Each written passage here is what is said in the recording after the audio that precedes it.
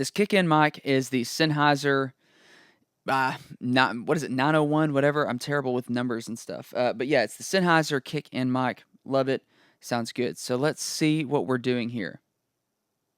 Go ahead and mute all of these.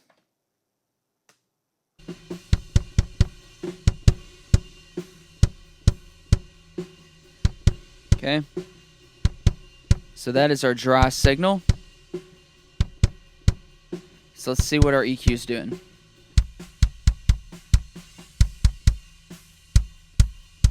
So on our low mid band here, taking out all that junk. All of it. It's all the way down. Then the lows, we're boosting somewhere shortly below 60, looks like 52 hertz. Then our high shelf, around 8K and up. So EQ on and off. Sounds good. So then, compression.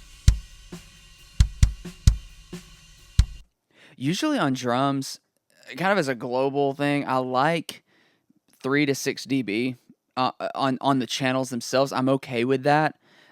So on this, we got a 4:0 ratio, attack time at 13 milliseconds, hold all the way down, release at 20 milliseconds, and our makeup gain at 3 dB.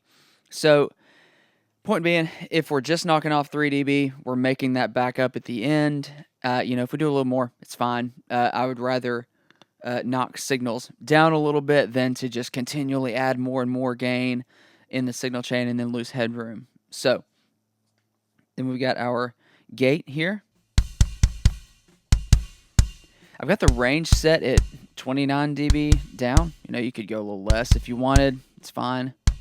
Attack time at 0 milliseconds, hold at 10, release at 295.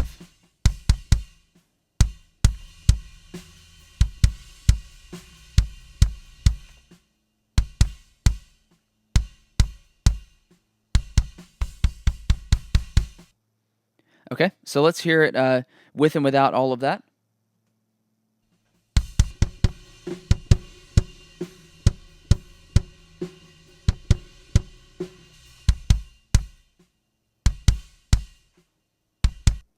All right, already sounds like a completely different drum. So for the sake of this video, one thing I did to try to have a little fun with it was I actually threw in a few of the Effects Rack plugins just to see, it may be a waste of time, may not be doing as much as whatever, but it's fun. So let's see what these sound like. So this Pultec EQ in the real world and in most of the plugins, a thing that you can do with it, it has this weird boost and cut trick. I don't fully understand the circuits involved with this, but what happens is you can boost and cut on the same frequency. And what happens is it causes this kind of bend, this shift to happen in the frequency spectrum. So if we are boosting and cutting at around 60, it will do something on 60. I can't tell you exactly what, but what it will do above 60 is it'll cause this to dip. And it causes this kind of good, kind of scooped low mid sound. I don't know, the ins and outs of the code behind this plugin, but, did it on here. I boosted and cut at 60 just to see if it sounds good. And then I boosted some top end at 10K. So, I think it sounds pretty cool if nothing else, and it's a fun trick you can mess with. So here we go. Without.